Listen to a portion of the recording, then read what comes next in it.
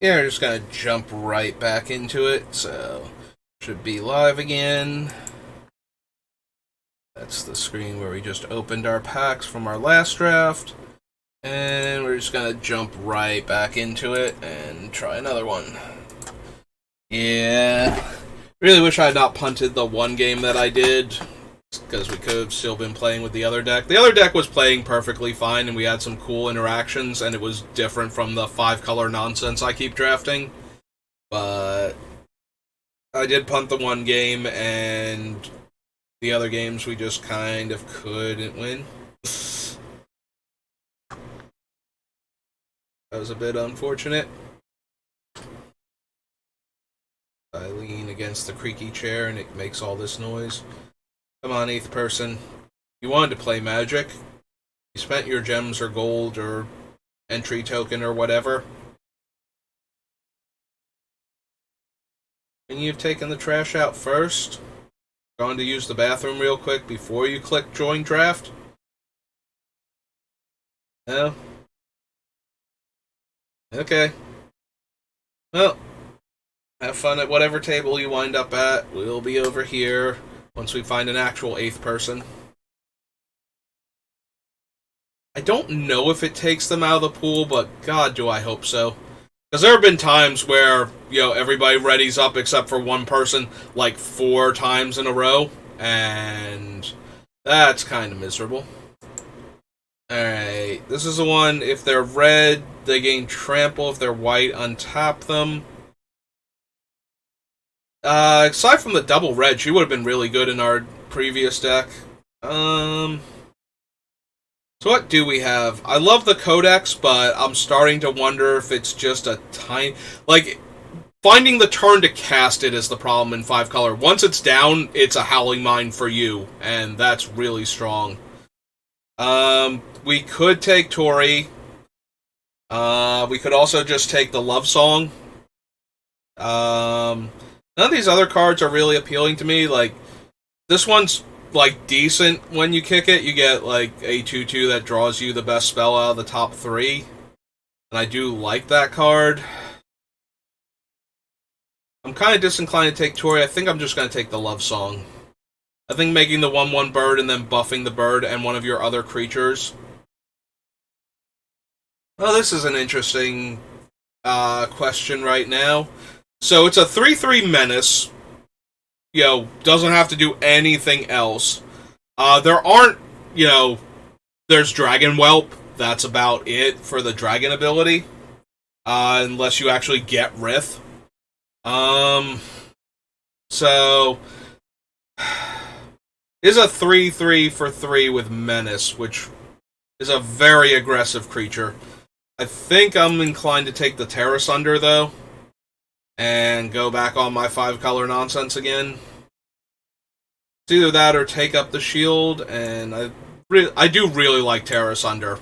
If you can get the black mana going. Hey, it's the Elf Lord.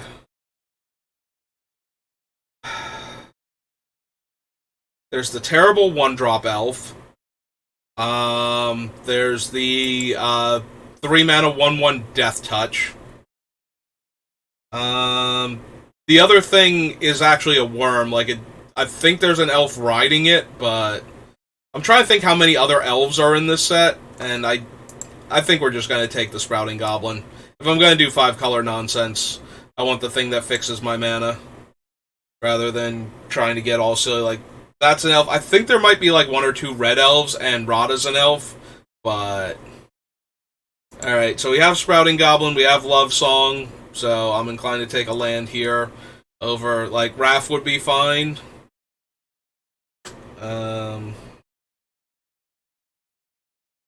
Yeah, if you have Wrath and another creature and you just cast an instant at end of turn, that's an amazing feeling. Just get to turn your instant into a cantrip.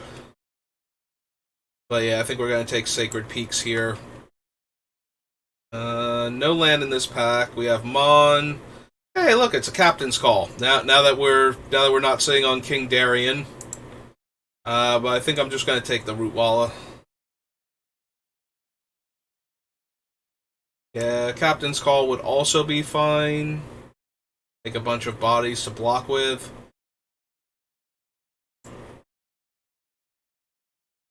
Oh, hey, we just passed Captain's Call, and now we have another chance at the Queen. Um, right, this thing's just a worm? Yeah. There's like an elf riding it, but they're not giving credit for that, so...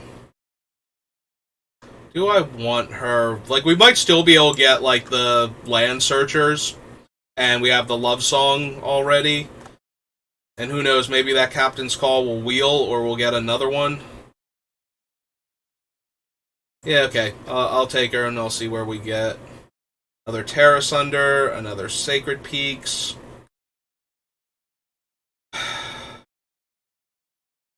We could take the Sacred Peaks. We don't have to run the Terra Sunder, and hope that we wheel the Davant legend. But we could have two Terra Sunders and do, like, multicolor nonsense, too. I might regret that one. Gonna need some 2-drops. So, out of the ones that we have here... I guess if we're trying to do 5-color nonsense, I want her more.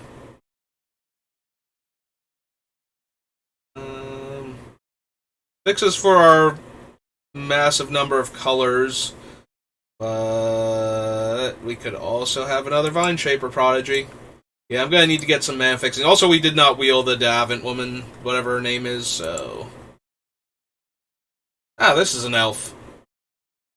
So... We'll take the thing that helps us win the game when we have all of our colors. And we are gonna need some lands, because we do not have any right now. Take the 2-drop. 2-drop. Trying not to get run over. Take the 2-drop that fixes our mana. That thing. Alright, so there's Baird again. We also have a Prayer of Binding. And a white-blue duel. I think I'm going to take the Prayer, but we're going to need... And we also have a Relic of Legends, too. I'm going to get greedy, and I'm going to get punished for it, but I'm going to get greedy, and we're going to take another removal spell. We need some lands. Alright. Anything that searches for lands in this pile? No? Alright, red-green duel it is. Sorry, Resolute Reinforcements, who would also be great with Queen Elenial.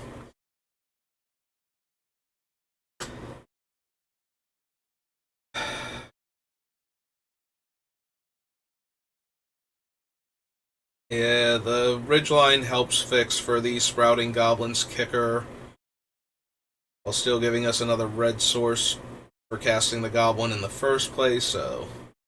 I probably should have taken that one Sacred Peaks over the Terra Sunder. That one's gonna... If one of these picks comes back to haunt me, that's probably gonna be the one. No to Thran Portal, yes to Radiant.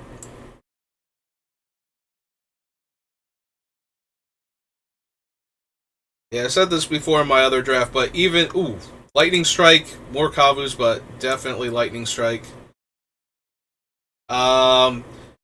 Taking the lands that fix for what is the primary colors of the deck doesn't feel like fixing, but it does allow you more leeway for running a land of an off color. So we could take the Strike Team here, because we already have Queen Elenial. And this would be another way to get more buys. We could also take Ellis, because he gains us life. She gains us life? It's a core. I'm not even going to try and parse that one any harder than I already have. And we do want black, but we don't have any fixing for black yet, so... Guess we just take the Strike Team for now and get more 1/1 bodies to go with her.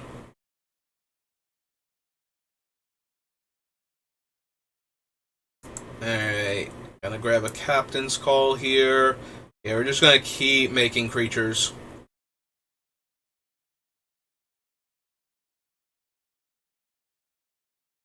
I also wouldn't have minded another salvaged mana worker. to help us fix, but...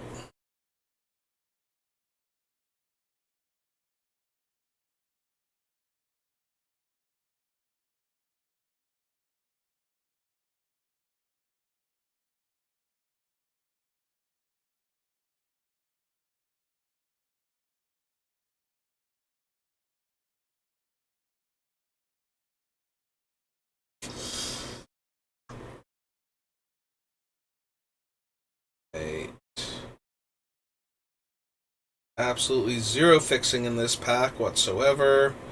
We still don't have blue mana for the Vine Shaper Prodigies, aside from the Salvage Mana Worker. Might need to take this picker then. Help us loot for lands.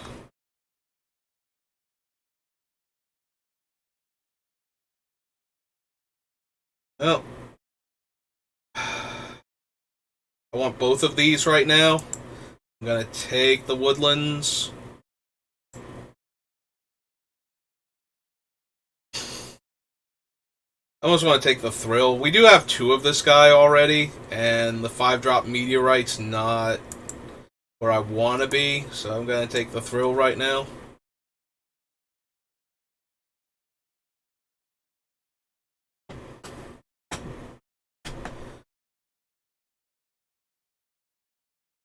Don't make me play the Slimefoot Survey. I might have to, though.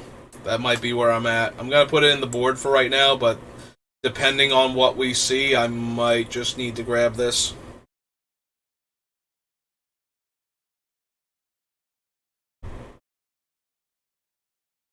Alright, let's take another Outrider.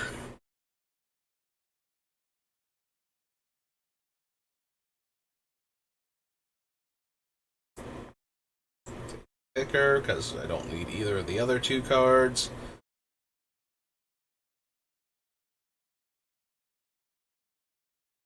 Yeah, should have taken those Salvage Mana Workers when they were coming around. Now I'm going to regret it. I'm going to take the Axe because we have a bunch of token makers, and making each of our creatures a threat. Kind of the only thing that my deck was super doing last round.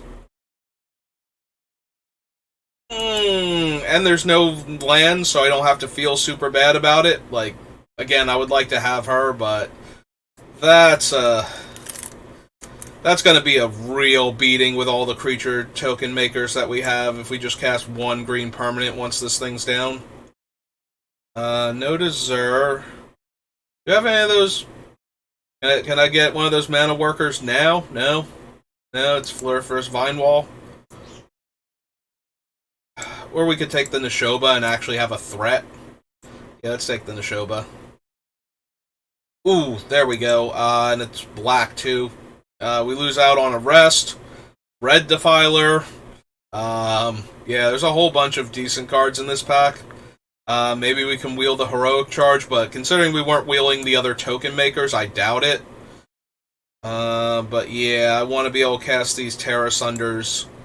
Like, if I have to cast the 2/2s as 2/2s, I'm way more okay with that than the Terra Sunders not being able to exile creatures. So I'd rather take the black mana source than the blue. Which does not mean I won't take a blue mana source here. Yes.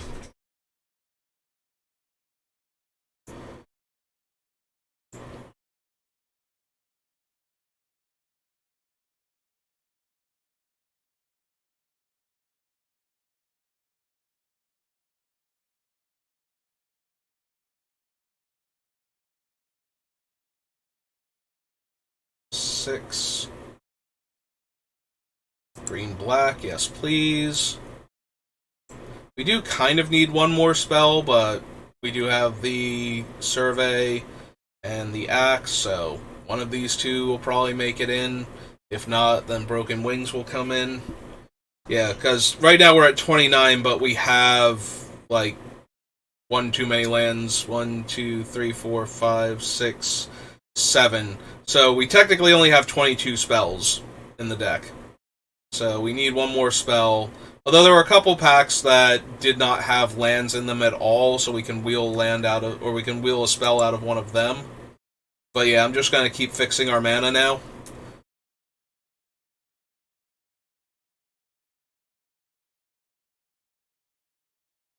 I have a feeling I'm gonna regret not taking a second salvage mana worker.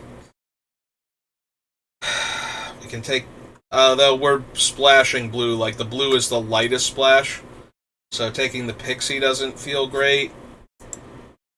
I know I said before that Codex... So, I think this was in my other draft, I saw the Codex, and I was like, I feel like the Codex isn't doing... Like, it's hard to find time to cast the Codex is the problem. Not that the Codex isn't good once it's down. Like, taking that turn off to cast it is usually pretty painful.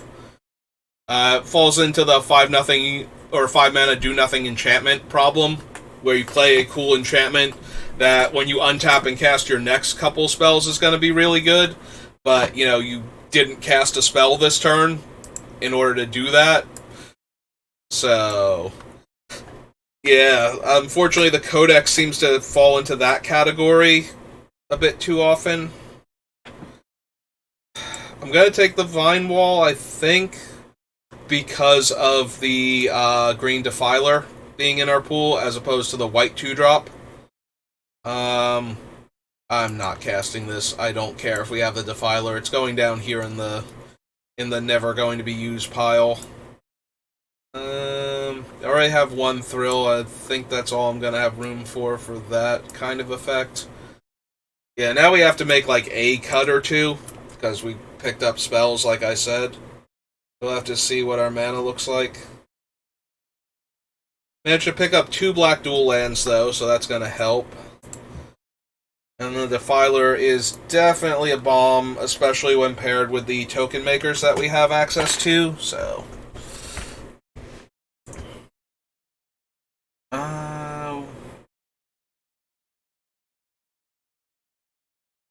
We cut the Faith Bonder...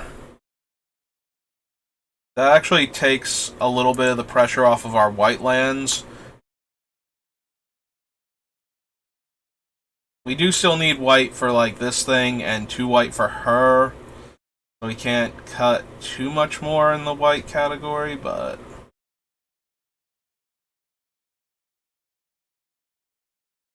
Lightning Strike... We certainly have enough 2-drops. Let's do the T-colon creature thing, just to make sure what exactly we're sitting on here. Yeah, we have tons of 2-drops. I'm inclined to cut 2 of them.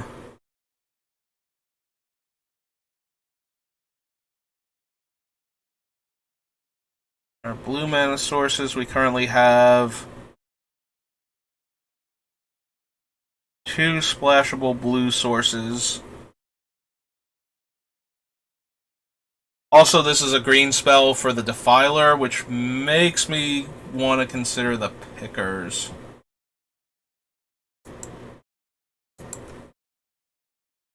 Alright, so if we bring everything back together... So, for green lands, which I think we need most for the early game and for the Defiler later, we currently have 3, 4, 5, 6, 7, 8. Red is 3, 4, 5, 6, 7. White is 3, 4, 5, 6. And then we have... Wait. 3, 4, 5, 6... Oh, no, wait. Red is 7. White is 3, 4, 5, 6. And then we have... Haunted Mire and Sunlit Marsh as our only black sources. Scout the Wilderness can get it only basic lands. I kind of want to make room for a 1 of Swamp here. 3, 4... Right, 3, 4, 5 white, 3, 4, 5, 6, 7 red, 3, 4, 5, 6, 7, 8... green. I don't want to go down on green, though. That's the most important one. But I kind of want a swamp I can fetch with Scout the Wilderness for the 2 Terra Sunders, so that they don't wind up rotting in our hand. Because right now we only have 2 black sources, and we only have 1 tutor that can go get them. So I really, really want another black source I can tutor for. So I think we might have to go down to plains. Because we can go a little bit longer without white. We do eventually need double white for her. Maybe she's too ambitious in this deck. But we do have a bunch of other token makers and white kickers on our spells. Alright, so we want to add a swamp. Come back up here. Roll over the swamp pile. Go find like a swamp from this side, I guess. Sure. Let's drop that in. Go back to our spells.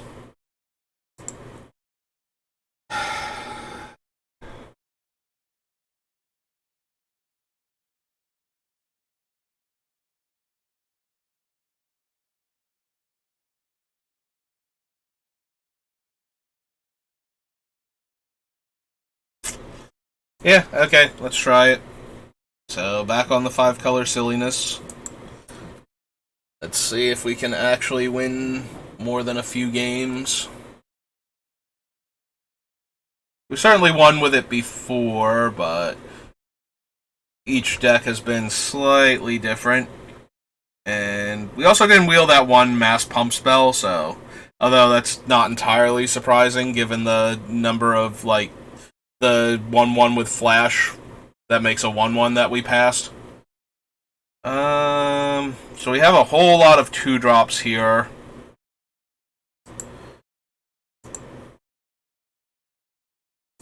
Oh good, a 4-drop, perfect. Certainly don't want some lands to cast, like, the higher drop spells with. No, nothing. Just gonna brick here. Alright, I'm gonna run out the 1/3 because if we start rattling off lands, we might be able to kick the Vine Shapers and get card advantage out of them. Well, alright, I'm gonna run out one of them since we don't have a blue source yet. And we won't bother attacking the 1/3. So now the 2/2 can trade for what will be a 3/2 if they bother to enlist. And again, I will proc their combat trick here. I have no trouble getting the card out of their hand, and it immediately went to damage, so they just have a 4-drop follow-up. Oh, they're going to kick her and get it back. Yep. Also good for them. Out a 3/2. I can trade with the 2/3, and yeah, obviously no attacks.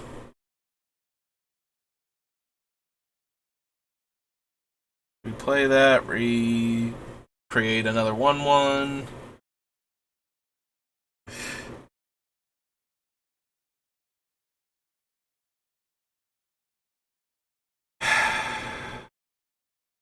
Well, we can go get our swamp. So that way our Malara's Outrider deals 4 damage when it comes down.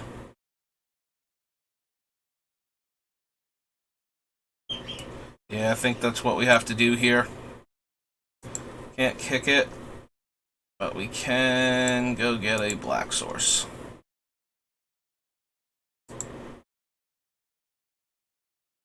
Then we'll be able to play a 4/4 that domes them for 4.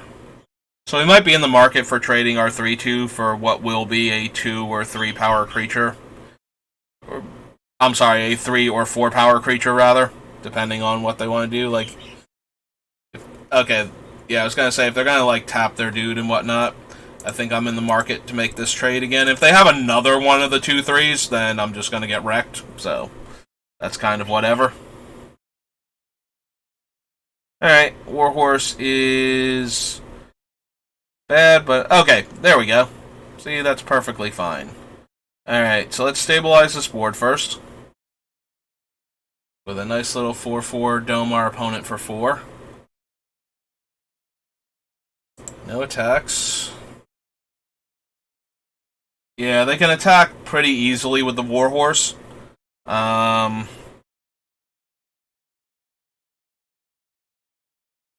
They're looking at our Outrider. Ah, yep, Bone Splinters will kill that. Get to play an Axe and equip their Lifelinker. Oh, they're gonna... okay.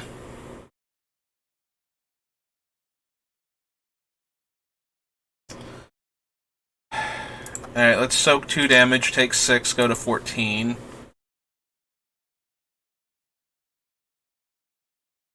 Come back here. Yeah, see, this is what I mean about the Codex. We don't really have the luxury of playing it here. Unfortunately, all of our removal spells are 4-drops, so that's also not helping.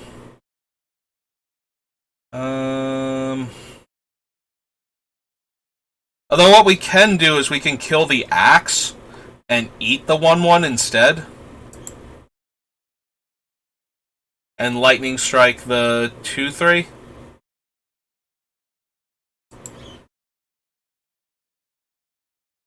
Yeah, okay, and then we'll be able to bind the horse later on.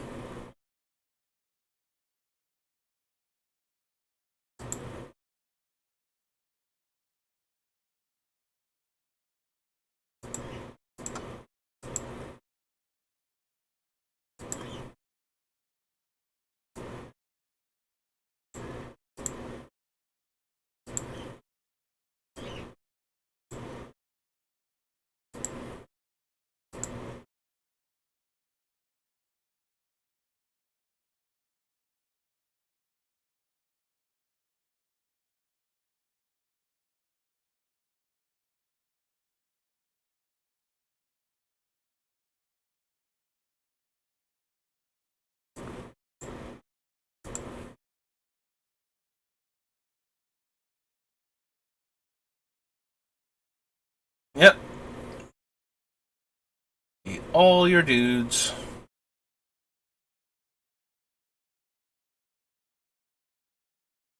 In 1 turn.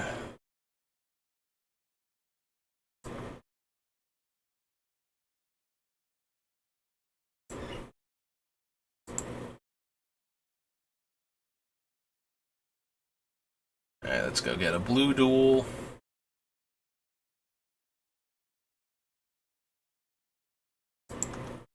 Play it. And pass.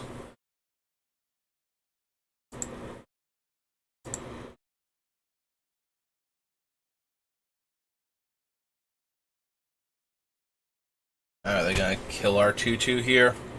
Yep.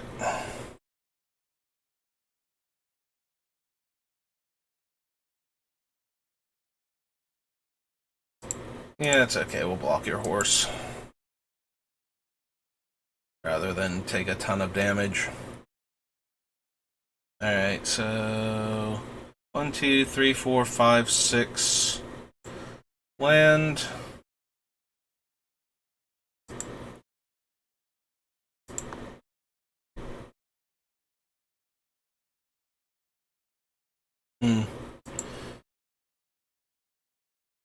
Yeah, I kind of miss my spider now.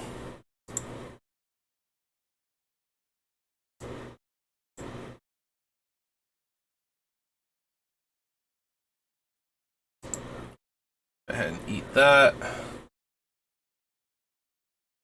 Gain 2 life.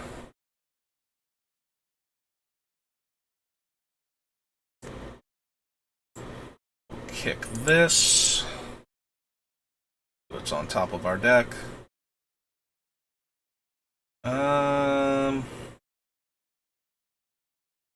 Yeah, we'll take the love song and we'll read ahead to the part where we get the 1/1 flyer here.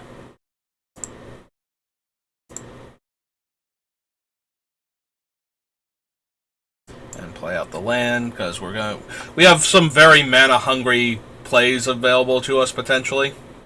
Yep, our opponent doesn't even want to attack now. So we'll put the counters here and here.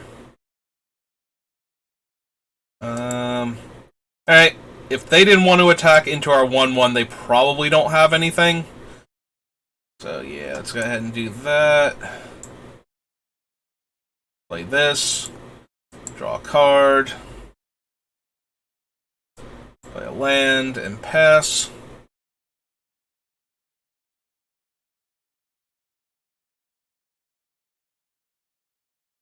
Okay.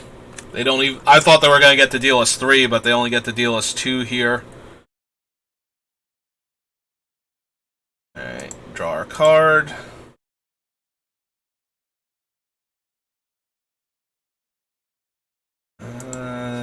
Yeah, let's serve for 3. Dome them 5. Play our land and pass.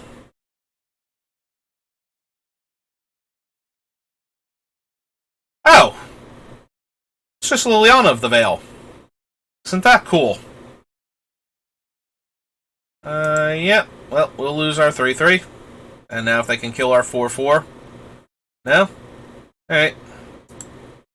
Well, let's draw a card then.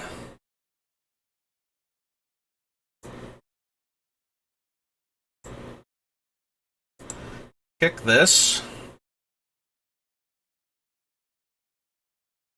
And our opponent has conceded.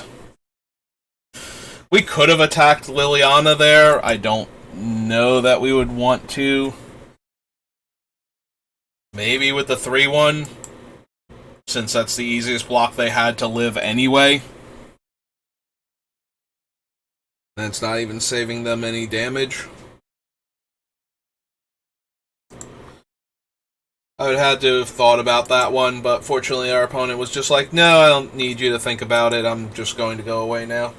So that's where the Codex is fine. We found one turn where we could cast it, where the board was relatively stable, and you saw how many lands we drew with it, which means that we wouldn't have had any of those spells, because we would have been like 3 cards behind in our deck, and we might have actually lost that game. And I love this hand. So it's kind of funny, we have the Swamp in our hand, which should have been a Plains, I believe. I forget what it was now, it might have been a Plains, but we have the Goblin anyway, and a Forest, so we get to go get the Plains regardless. So yeah, we'll lead off with the Mountain, Forest into Neshoba, and then the Neshoba gets to attack for 3. Next turn. If they don't lightning strike it here or something, which they might. Yep, they only have a 2-2. So play out the forest. Or play out the forest. Play out the swamp. Bash for 3. And we will kick the goblin.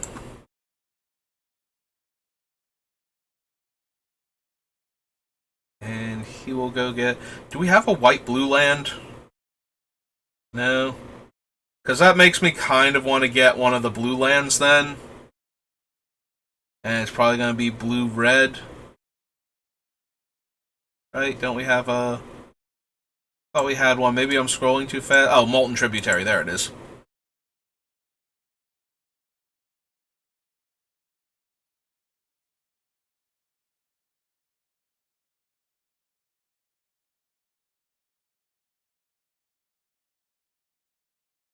Our opponent might just be, like, missing their colors and stuck on red right now.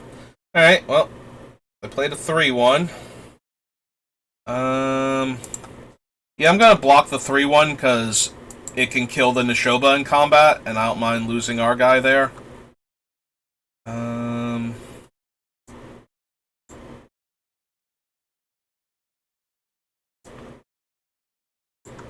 Yeah, we'll play him out and bash for 7 now. And put them back on the back foot. With the Lightning Strike in our hand, having 7 damage on the board, I'm feeling pretty good about our chances right now. Also, we can cast the Terra Sunder here. So, yeah, let's see if we hit for 7 first. Technically, I should have played the land regardless, because we don't have another land to play, and it would have been 1 more damage here.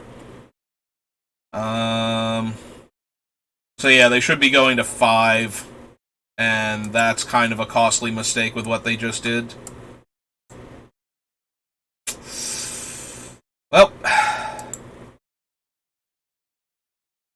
again, we do still have the Lightning Strike, but that was pretty poor, and I should have played the land. Again, I'm not thinking about my plays, I'm just trying to, like, rush through, and now we lose our creature. So they should be almost dead, but instead they're only kind of getting close to dead. And they're still missing... I'm assuming they're missing colors. Okay, that... we could have had them actually dead here. But we're just going to have to settle for striking them tomorrow. Striking them next turn.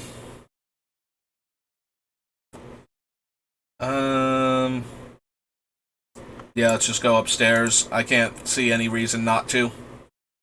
Like, there's no value in slow rolling them here and trying to bait them into doing anything. There's nothing they're going to do with, like, 4 red lands. I'm assuming they're missing a color. Like, I can't imagine they were mono red, and also that they had that many cards in their hand and didn't do anything. I mean, there's a slim chance that they had a bunch of removal, but I feel like they would have, like, double lightning striked at that point, or something, so they had to have been missing colors. But yeah, we just rolled over our opponent because they couldn't cast anything.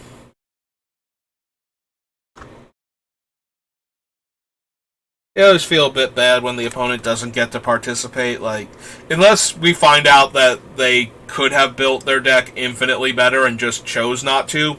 That's like the only time I would ever feel good about crushing an opponent who had a very wonky draw, is if their whole deck was built with a wonky mana base to begin with. But, yeah, I would much rather play Magic with my opponent than horribly crush them.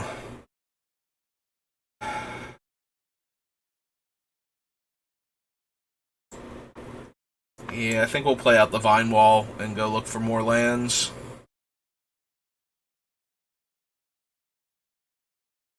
Well, we will take the Radiant Garden over the basic forest, even though it doesn't give us any other colors. Yeah, I don't foresee myself casting the Strike Team this time. Okay, maybe that was a reason. But now we've got an extra color here by playing this land first. And I'm okay with that. Yeah, I don't feel like playing out the 2-2 just yet. It's getting stonewalled by the 1-3. Anyway. So. Get in for 1.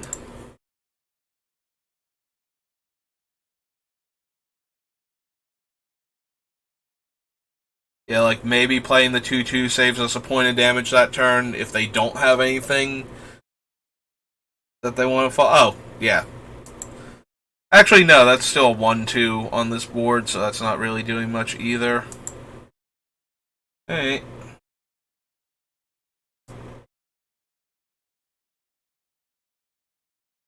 Although, now I don't want to attack the 3-1 into it, because that's not helping, really. What do I want to do this turn, then? Like, do I want to thrill?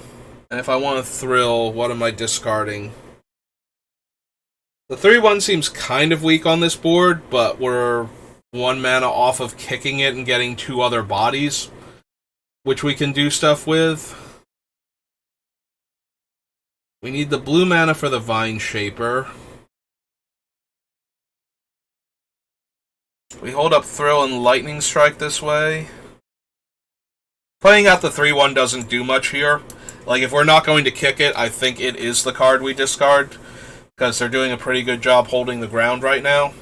Like, anything is holding the ground against that.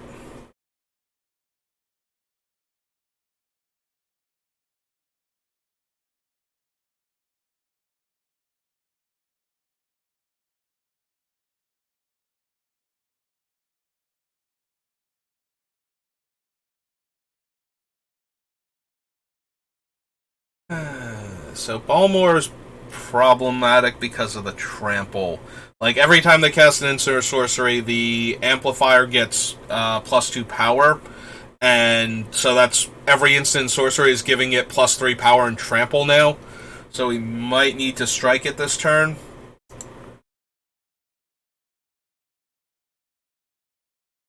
Huh.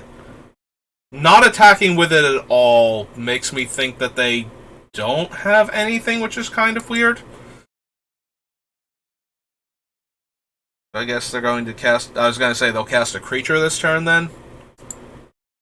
Alright, I think I want to thrill and find our 5th land. So, we're going to discard the 3-1.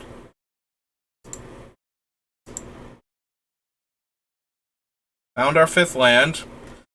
I was going to say, unfortunately, we found something that makes me sad. We discarded a guy that makes a bunch of guys, but... Alright, let's play out our swamp, and let's deploy a 4-4. They take 4. Yeah, the Balmore's still a problem, though.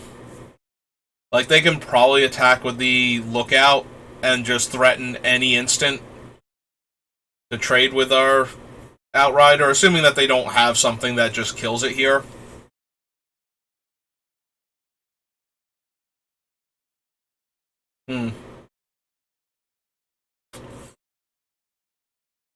Yeah, so now they get to attack for 8, if they want to.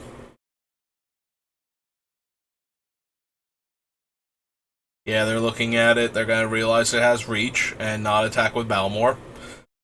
Unlike the other day, with me, where I kind of knew it had reach, and my brain was just like, no, I'm going to choose to forget it has reach.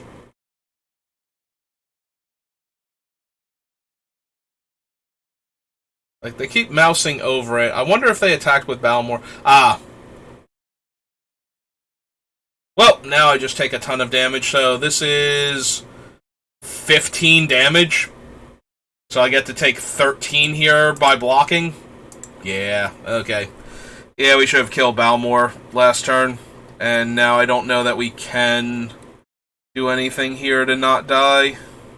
Like, reasonably. Yeah, we have to kill Balmor. That's step number 1. Like, if they save him here, I'm just dead. Alright.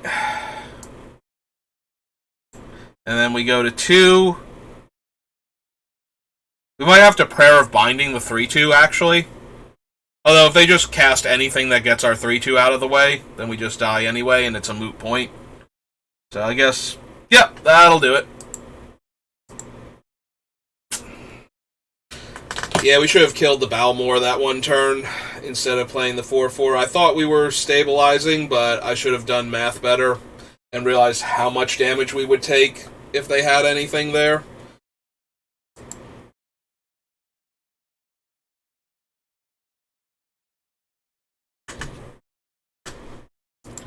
Yeah, Balmor's really potent because he gives trample in this set. There are a lot of reach creatures wandering around, but if you can just get your guys huge, then it doesn't really matter. Like, trample is a better evasion ability, I think, right now than flying is for the most part in this set, just because there are a handful more reach creatures at common, and they're decent-sized bodies. Like, they're way more likely to be able to get in your flyer's way.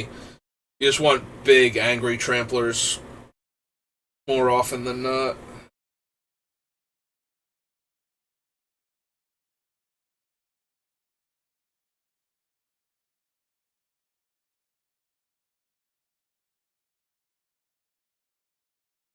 Well, we have 4 lands and the Vine Wall to hopefully find one of our black mana sources. Oh, or we can just top deck a black mana source. So white-green. We technically need blue, but now that we're kind of flooded, I'm a little afraid to look at the top handful of cards on our deck and put spells on the bottom.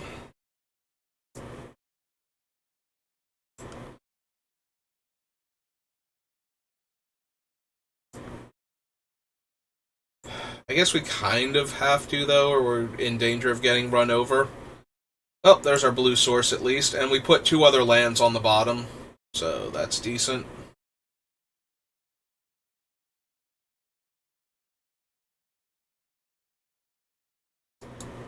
Do I want to soak 2 damage now? I don't think so. Played a red-green duel, but they've also played nothing but black spells. So let's see. We have white, green, red.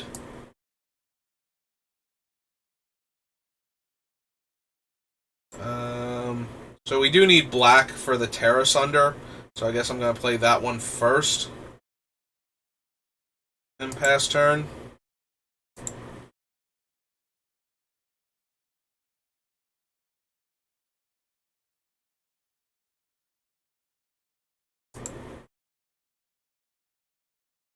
Alright. Yeah, we'll trade it in for 2 damage now.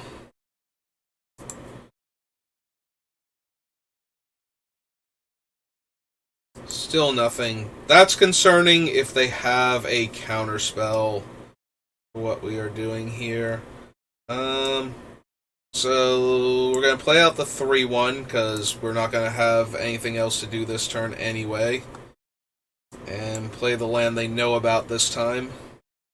That way we have all 5 colors. And no attacks and pass turn.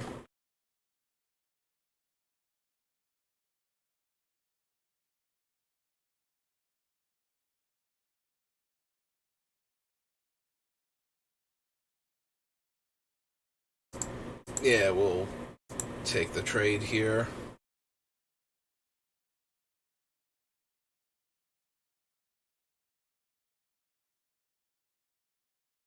Oh, that hurts a bit. 4 from that. I kind of want to tear that one asunder and Prayers of Binding something else. So that way we don't give them the potential, like if they have a tear asunder and they get their creature back, it's not going to dome us for 4 when they get it back.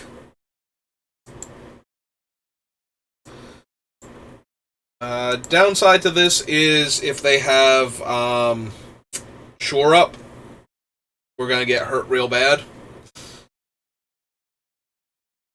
Or a counterspell, but mostly Shore Up.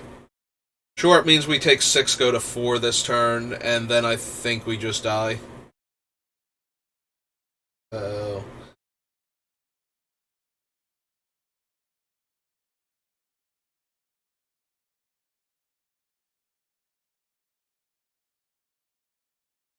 Well, opponent, do you have it? Obviously, they have something they can cast. I have no idea what it is, but they technically have something they can cast. There we go. Alright, we take 1, go to 9.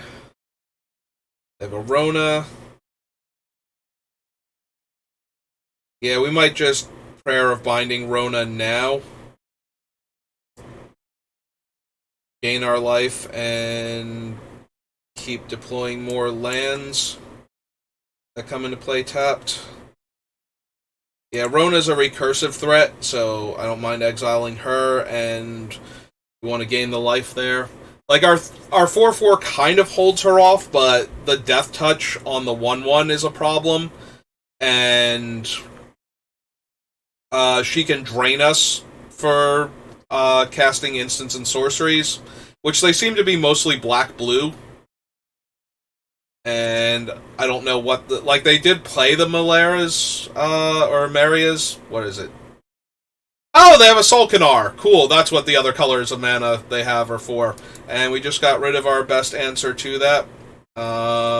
2 of them, actually. So now we have to go find another one. Yeah, let's go ahead and kick this and try and find an answer for Solkanar, Swamp King. We did not, so I kind of want this 5/3 that can trade with it in combat, if it lives. And we'll play Molten Tributary, and pass the turn. 1, 2, 3, 4, 5, 6, 7. So we'd have 3 mana left over after playing Joda's Codex.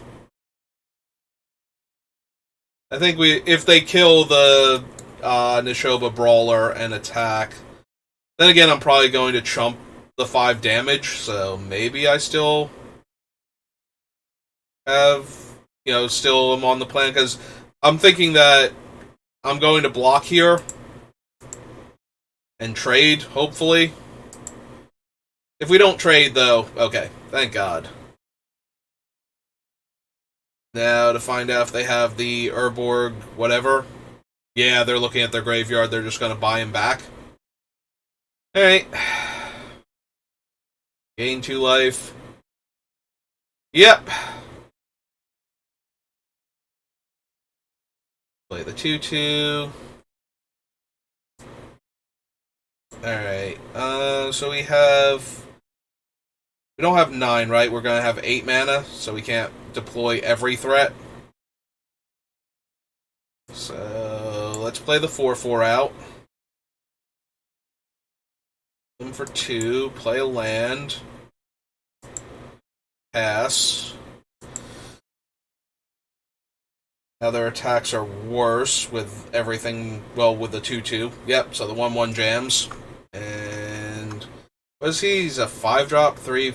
So technically, if I blocked with the 4/4 and made them Death Touch, then they wouldn't even be able to play him this turn. And that would buy me more time with the Prodigy and then maybe the Codex. Alright, let's see if they drew a land this turn.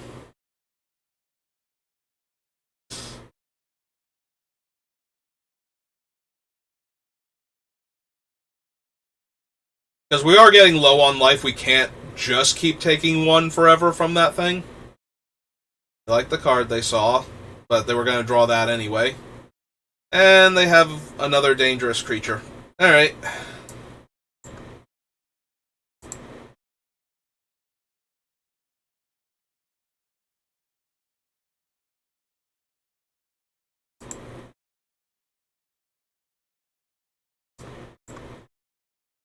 Alright, let's play the love song, make the 1/1. And pass the turn.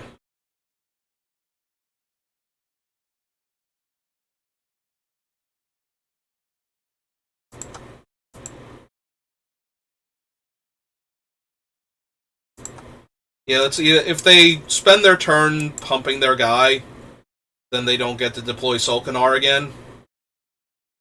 That's another turn of not having to deal with a 5/5. And the opponent has also figured that out and decided to just trade. I'm okay with that.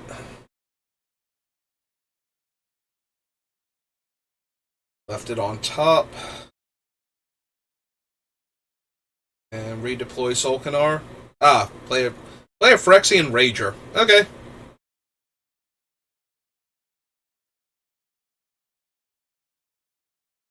And a 3/2. Alright, counter there. Submit 1.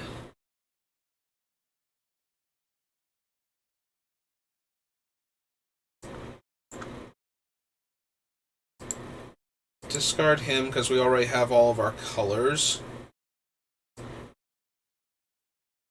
2, 3, 4. Wait, we have 1, 2, 3, 4, 5, 6, 7. So we can play the 2/2 without the kicker and not get the land.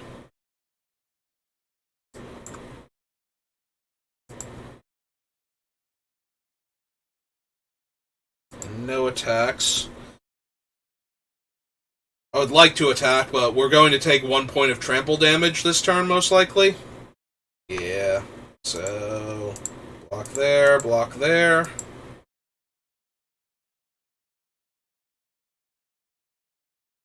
Eight. Plays a Writhing Necro. 2 Writhing Necromasses. Cool. So they're 5/5 Death Touches, so our 6/6 can trade for 1 of them.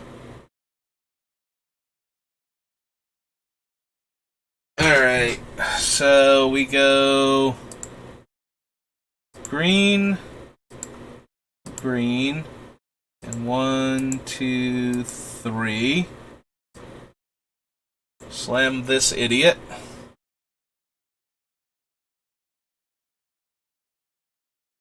So if we go to 6, we get to hold up the activation on this guy too.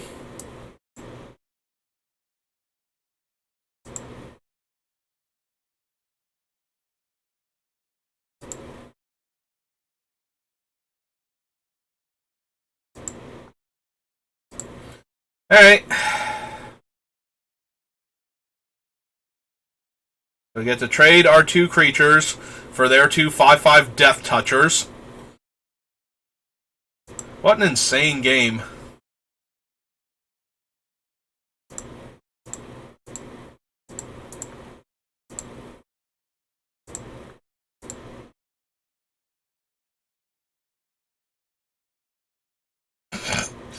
Okay, cool.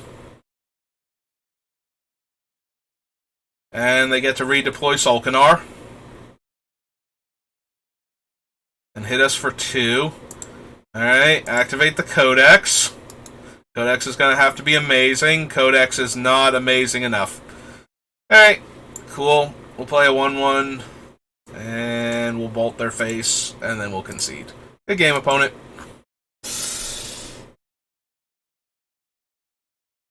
There were a few draws I think we could have had.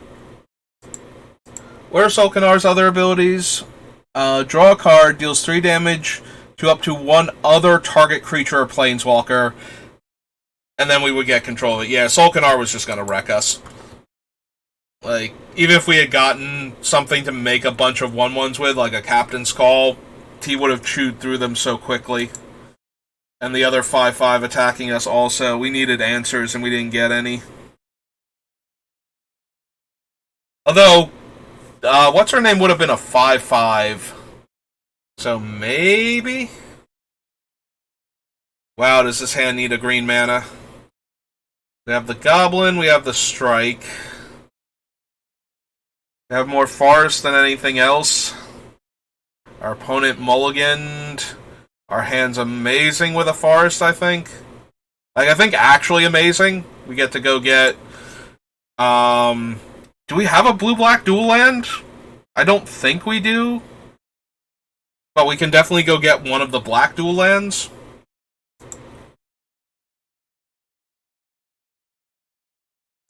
Actually, I'm holding this up to speed up priority, but just in case we top deck a tap land that's green, I want to be able to play it immediately. No? None of that? Shame on me for even wanting that. Oh, hey, we drew a Forest. Alright. Well, let's deploy the Nashoba then.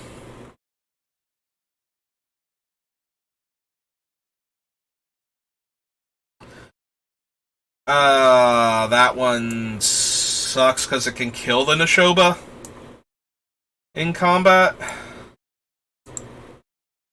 Alright. Let's see. With 2 Vine Shaper Prodigies in our deck, I kind of want to deploy one of the blue lands. So... And we already have a red-green land, so let's go get... that blue land then. Do we just trade and deal them 2 damage?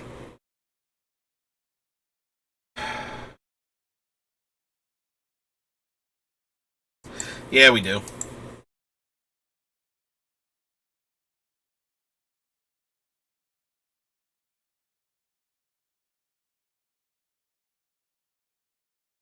We'll have access to Lightning Strike next turn if they play anything actually threatening.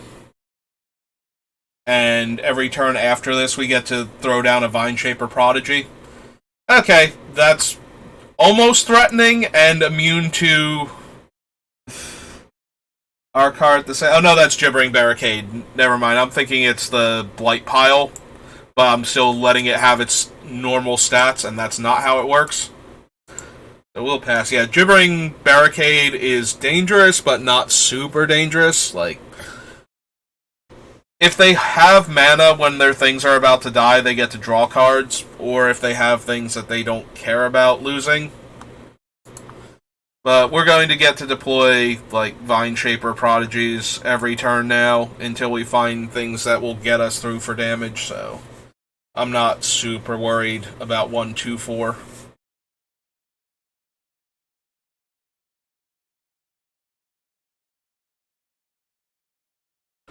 Double top. That worries me way more. They played their land. Go to my turn. Codex is nice. We still need a black mana source, but let's go ahead and kick this guy this turn.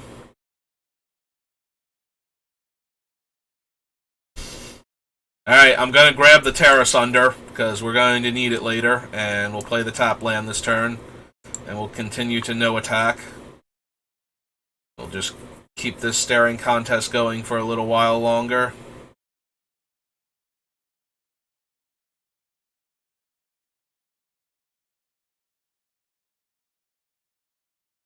Well, the 5/4 Trampler probably has to go.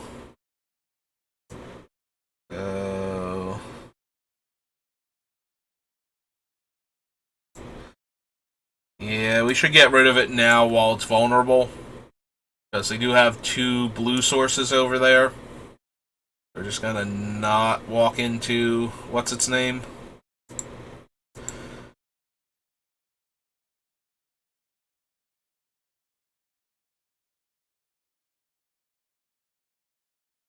Another joint exploration.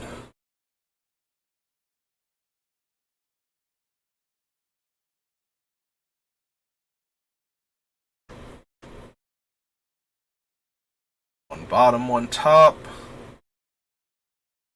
Okay. I assume they're gonna go grab a land.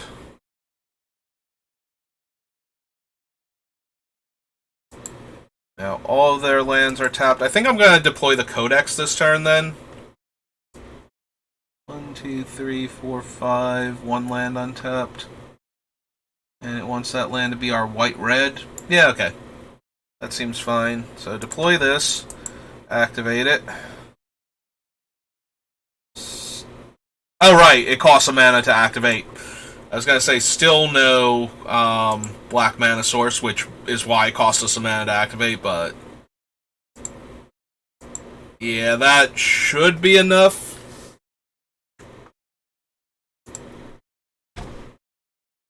To bury them in card advantage if they don't have an answer for the Codex now.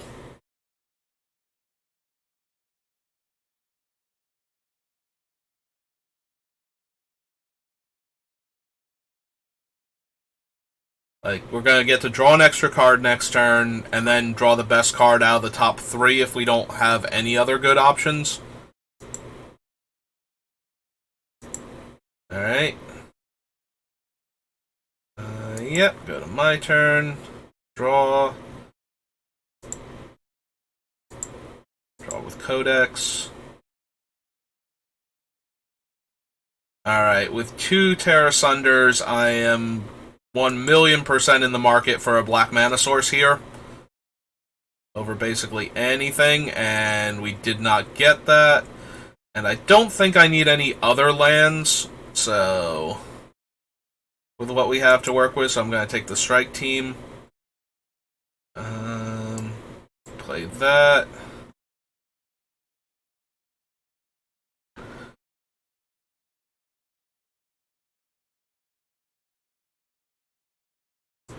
Yeah, let's play the Rootwalla.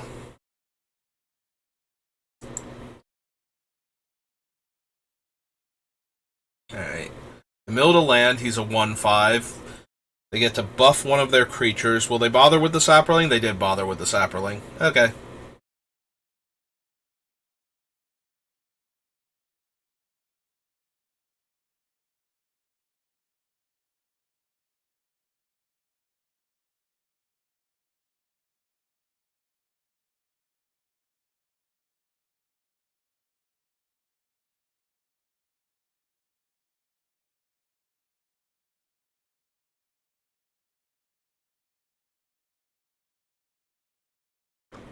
Yeah, I think this is a pretty easy 5 damage here.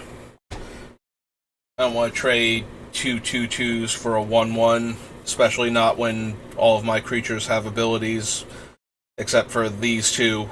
So they would either eat my pumpable guy, which I don't want to have happen, or they would eat my backup card draw engine. Like, I feel like we're going to win this game through overwhelming card advantage with what we have in hand. So I don't feel obligated to Ah, cool. They have one of those guys and they're going to kick it. I don't feel obligated to throw resources away because I think we're going to win this one if they don't do something absolutely insane and we find our black mana source. That being said, we still haven't found one, so we're gonna activate. There he is. Outrider is a decent body. 4, 5. Leaves us with 3 mana left over. Yeah, okay. So we play that out. Dome them for 4.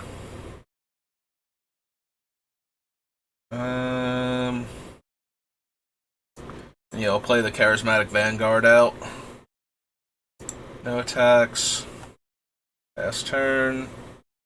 They chose to mill land, makes sense.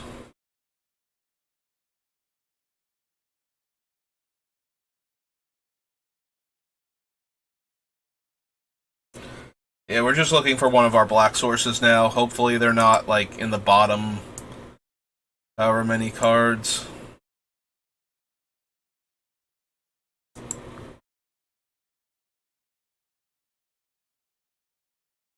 Alright. Draw another card.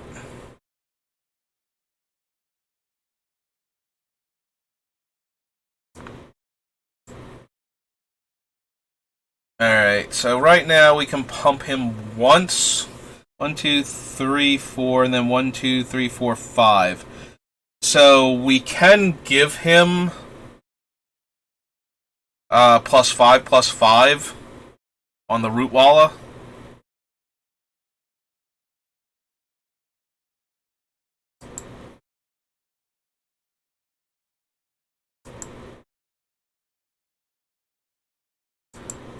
So let's see if they know that.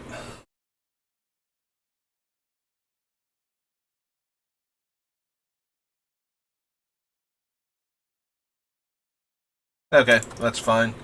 We'll activate him once.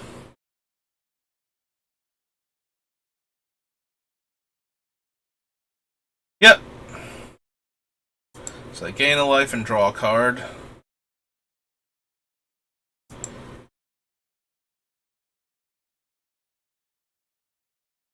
And we played a land already. Alright, we'll pass the turn. Or gets to surveil for them again.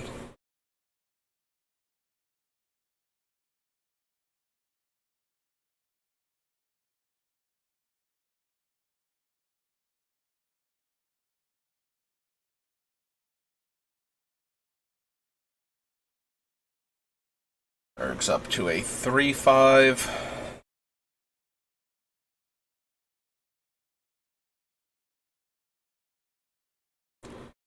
Maybe we should attack with... Now that they've lost one of the 2/2s, I guess it depends on what they do first, but maybe we want to attack next turn with the Outrider and the Basking Root Walla.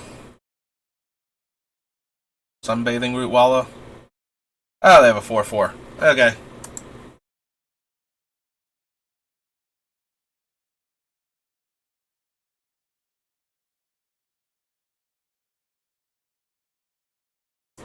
Pass. My turn. Oh, hey, Black Source. Alright, so we play the Black Source. We draw a card for free now. 14 cards left in our deck.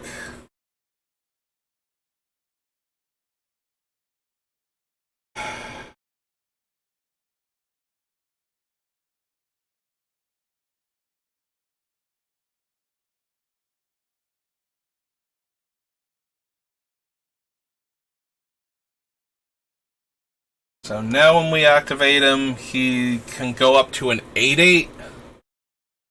So we need to put 3 creatures on the Root Walla. So we'll jam with the Root Walla again. They'll probably just block with the 2/2. I was going to say either the 2/2 or the 1/1, and I think the 2/2 because they want to make me spend my mana. And now they'll feed it to the wall.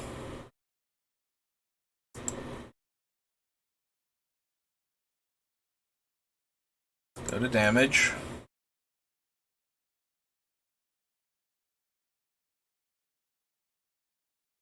And pass turn.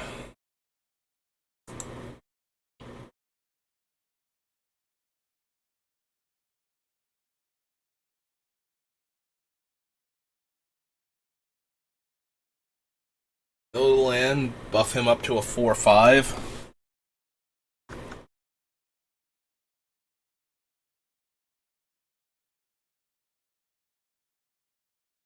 Evolve Sleeper.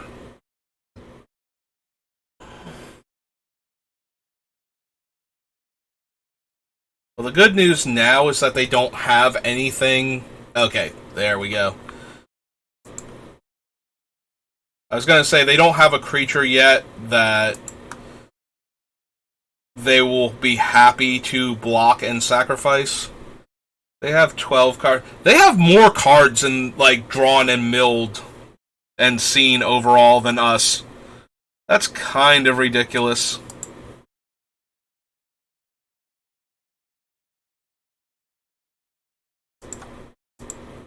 Well.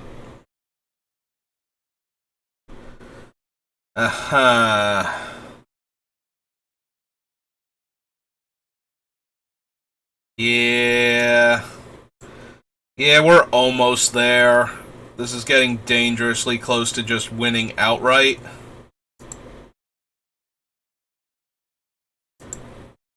Alright, we're gonna keep chipping in with the Rootwalla. Alright, yeah, that one we don't even have to pump. So we'll let that go through. They can eat their guy, draw a card.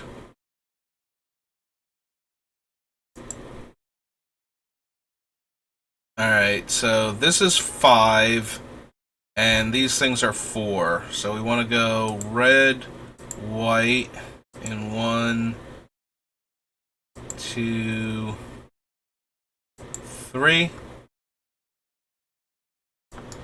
And... oh, we're still in combat, damn it.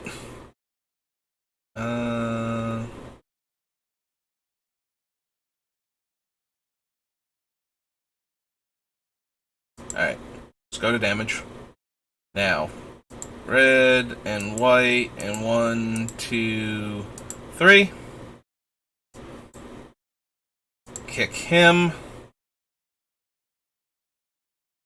Make the 2 1/1s.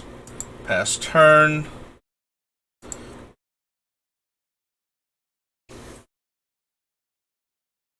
Alright, they didn't mill, they drew a card. They're at 10 cards, I'm at 12 cards.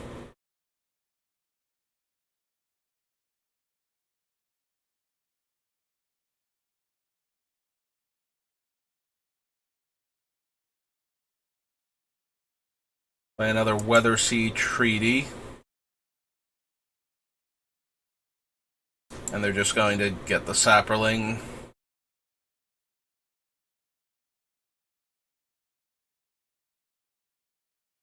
Bone Splinters to kill that. Yes. Yes. That just happens.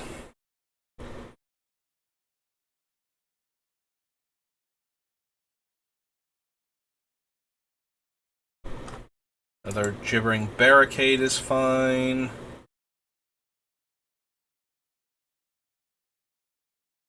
Make him a 2/2. Pass to attackers, see who they want to turn sideways, if anybody.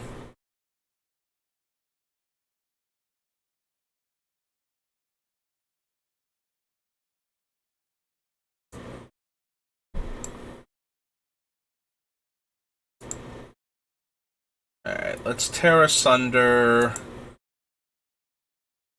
Erg.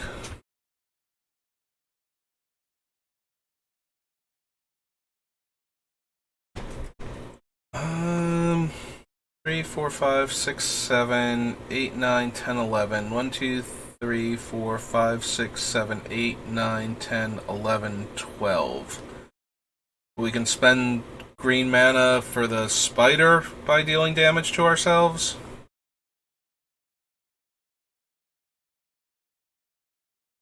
I'm debating if I need to Lightning Strike now on the 3-2 flyer. I don't think that I do, but it's close. Alright. Draw our extra card, see if we get another green permanent. We do not. Alright, so we go green, green, and 1, 2, 3. Cast the Defiler.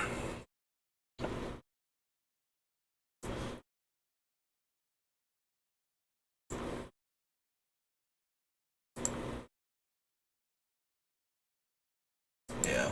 Pay red there. So if we exile the Reach creature, like that's their best blocker here.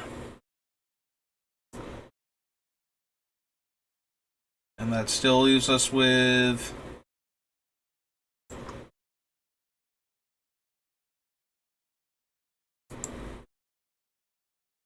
Still leaves us with red and 1 open for our Lightning Strike.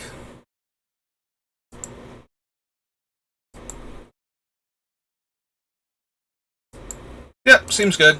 Let's jam.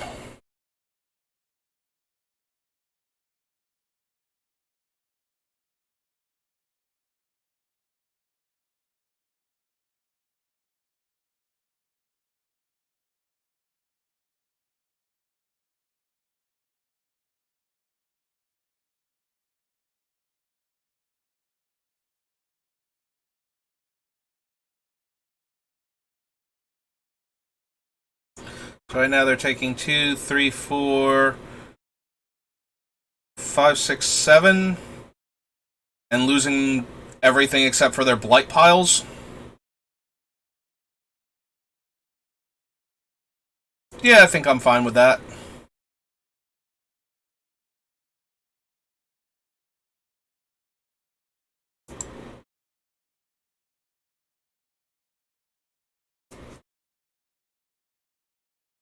Alright, so that leaves us with Lightning Strike and Outrider to work with.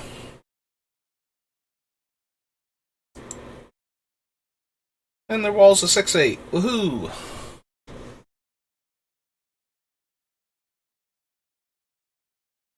Eat their other wall. Nom nom nom nom nom.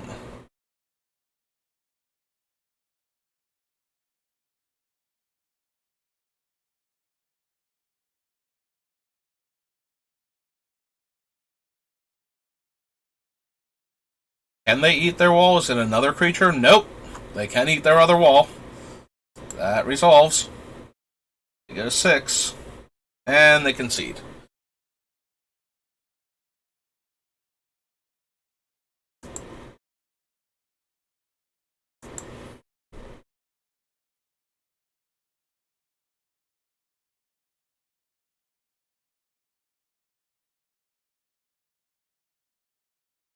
Alright, what do we get? Corpse Appraiser? Neat.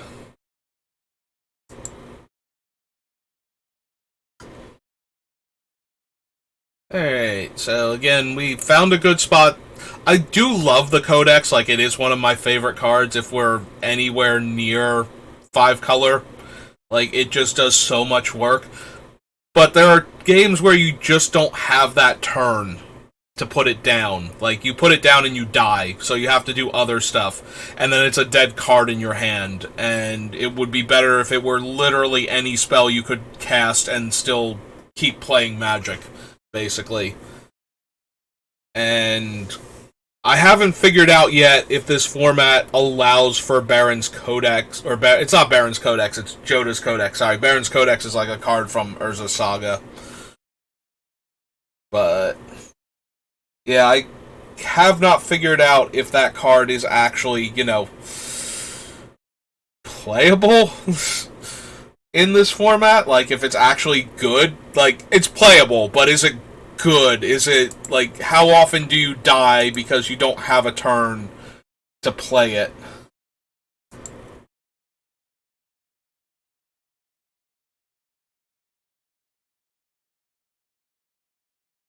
Oh, well, that mountain was, like, gloriously perfectly timed. Thank you. Yep, you may put your 0 counters on your non-existent creatures now. Alright, well,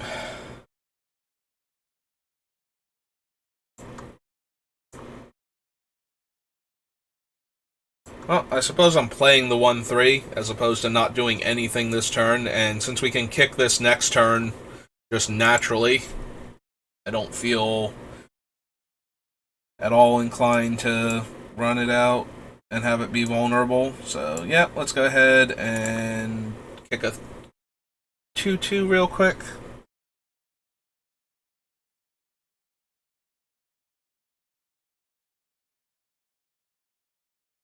Alright. That's not great for us, but... we have a black source, but we don't have a white source, and we have 2 green already. Yeah, we'll shuffle the Codex back in with the Scout the Wilderness later on. Meantime, we'll jam for 1 because we're not blocking. But yeah, I just want to get more land and get all of our colors.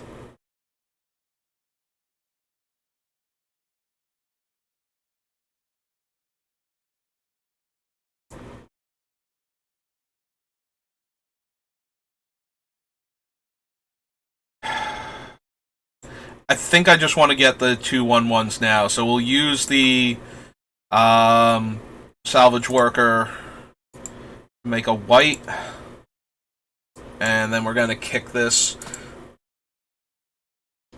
Like, the 2/1/1s now, I think, are doing more work.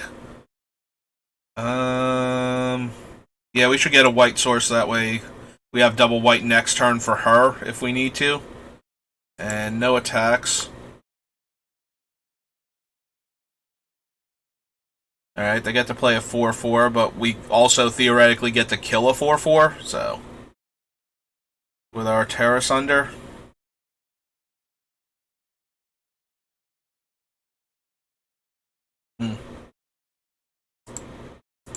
Alright, well, I'm going to try and kill the 3/2 here with our 2/1/1s.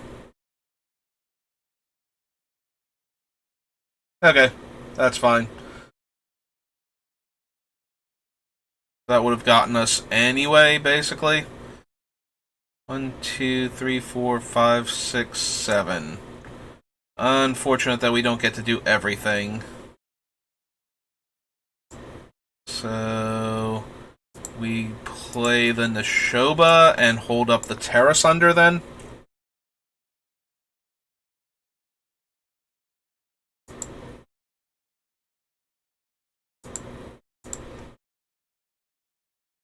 I think we're priced into casting the Terra Sunder this turn.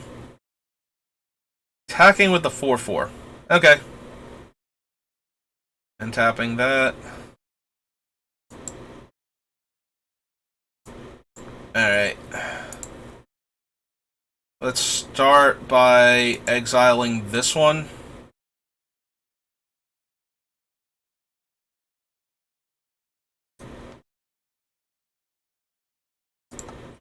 And blocking there. Taking 3. Alright, they haven't had anything yet. So, 4, 5, 6, 7, 8, 1, 2, 3, 4, 5, 6, 7. Okay, so if we do this... so we go red...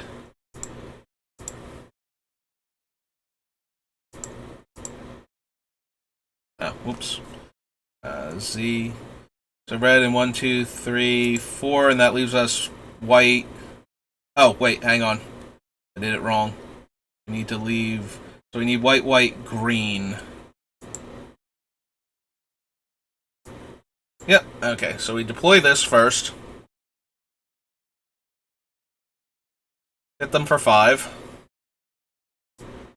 Then deploy her, so we have another big body. And yeah, I think we chip in for 1 here. And pass the turn back to them.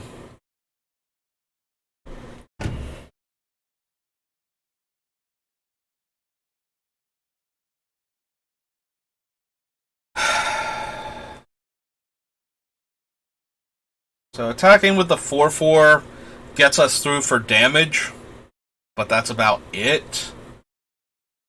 We can attack with the 3/3 and offer the trade with their 2 creatures. I think I'm more okay with that. I guess the other thing we can do is just try and race them, attack them for 7 damage here, or even 8 damage here, and like trade with the 1/1.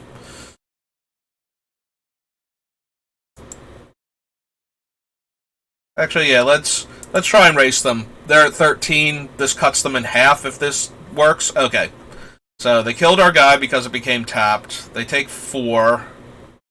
We pass the turn. They can attack us for 3 down to 5 if they want to. Okay. So how big... Okay, they're going to make the 1/1, and then next turn they have 4 out of 5 colors. Do I have to block here? They have 4 out of 5 colors. If I go to 5, it is damn close to lethal. If they pump that thing to an... It would have 8 power.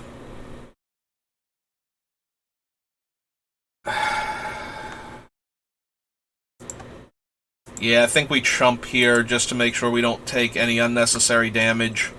And we drew another land. Okay, that probably killed us.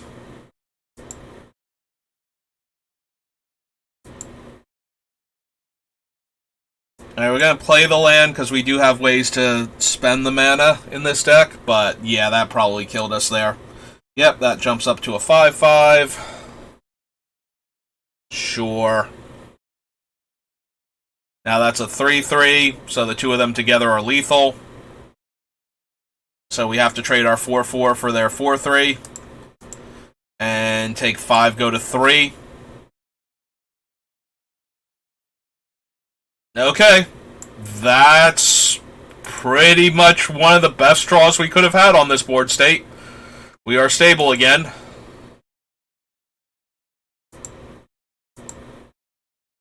I mean, we're pretty much priced into trading all of our creatures for all of theirs. Or they could just not attack. We stabilized, but then we drew another land. Oh, cool. So now we lose our 3/1. So now they attack with everybody? No. Oh, I'm so glad we still have a land in our hand. Okay, so, yeah, right in 1. Let's cast Thrill. Discard a land. Draw some creatures. Creatures are good. So, red, green, and 1. Let's kick him. Get a land out of our deck.